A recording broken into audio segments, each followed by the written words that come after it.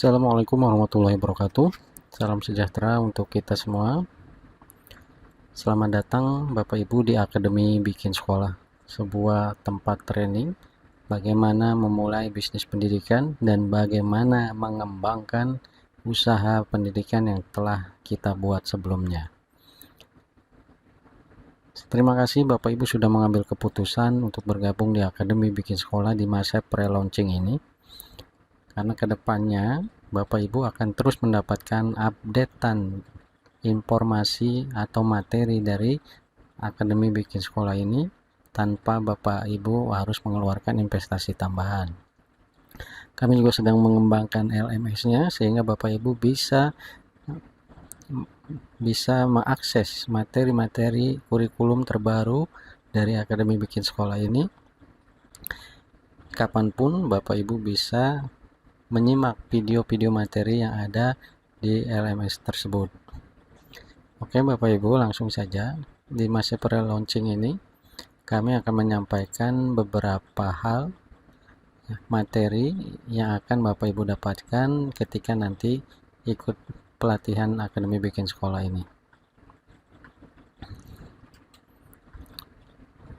Yang pertama adalah how to start, kemudian education point .0, kualitas pembelajaran, lokasi atau legalitas, edu marketing, dan yang terakhir adalah materi pengembangan sekolah.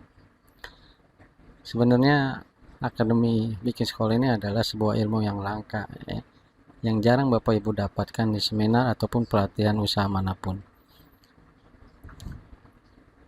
How to start, apa sih yang akan kita bahas nanti? Ya, seperti anggapan umum orang ketika mendengar kata bikin sekolah. Anggapan umum mereka adalah gedung yang besar, lahan yang luas, fasilitas yang harus serba ada, dan lain sebagainya. Kemudian berbagai persepsi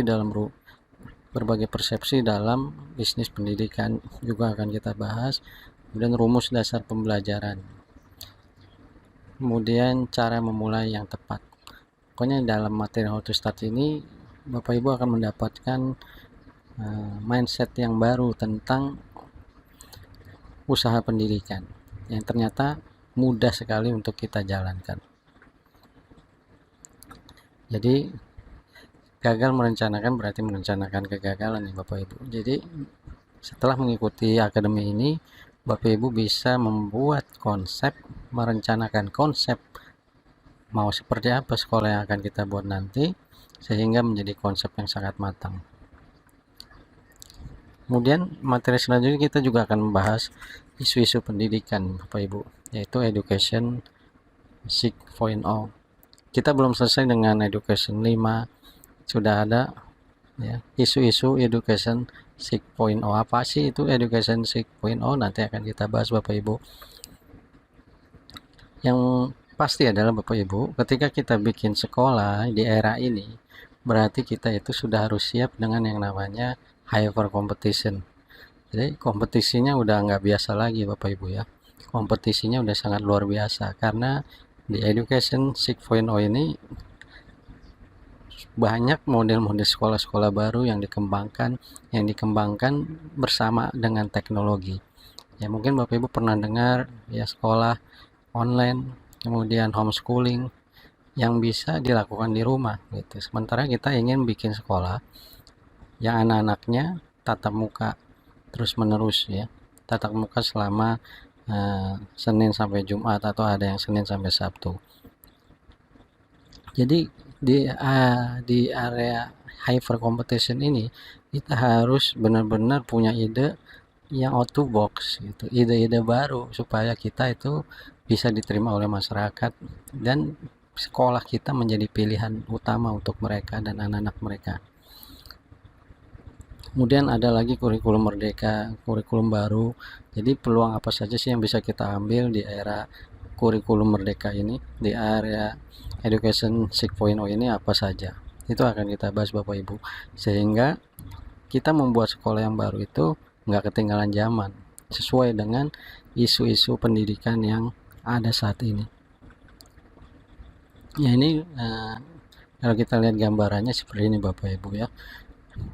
era pendidikan 1.0 itu adalah teaching, hanya mengajar, dimana ada seorang guru, ada seorang siswa.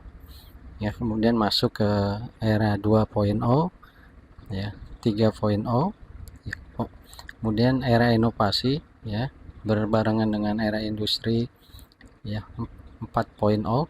Kemudian sekarang 5.0 juga masih berjalan sampai saat ini. Sekarang sudah ada isu 6.0. Bapak Ibu bisa searching di Google education 6.0 itu seperti apa modelnya. Ya, nanti juga di kelas kita akan bahas ya Bapak Ibu. Kemudian materi selanjutnya adalah kualitas pembelajaran. Ini penting sekali. Sebelum kita memulai usaha pendidikan, kita harus memahami ya, kualitas menentukan kepercayaan Bapak Ibu, dan juga value dari produk kita. Jadi produk sekolah adalah pembelajaran. Orang tua melihat pembelajaran seperti apa, metode yang digunakan apa. Ya, ini berkaitan dengan kualitas pembelajaran yang akan kita bahas, kita akan kupas sehingga konsep kita akan masuk juga dalam menentukan kualitas pembelajaran kita.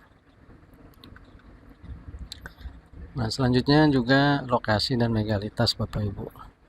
Kita akan bahas, ini berkaitan dengan tentunya aturan pemerintah ya. Tata aturan perundangan ya, lokasi minimal. Kalau untuk TK itu berapa, SD itu berapa, itu ditentukan ya dalam aturan perundangan. Juga kita akan bahas lokasi. Bagaimana sih cara menentukan lokasi sekolah, apakah lokasi kita yang sudah kita tentukan ini strategis, itu ada ilmunya Bapak Ibu.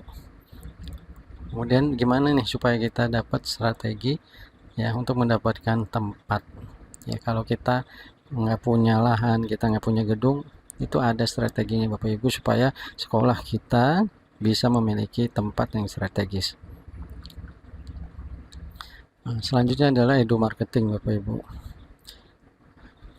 Sekolah itu kan produk, sama seperti halnya produk juga memiliki market ya. Misalnya sebutlah sabun ya, sabun merek A dengan merek B, tentu marketnya beda.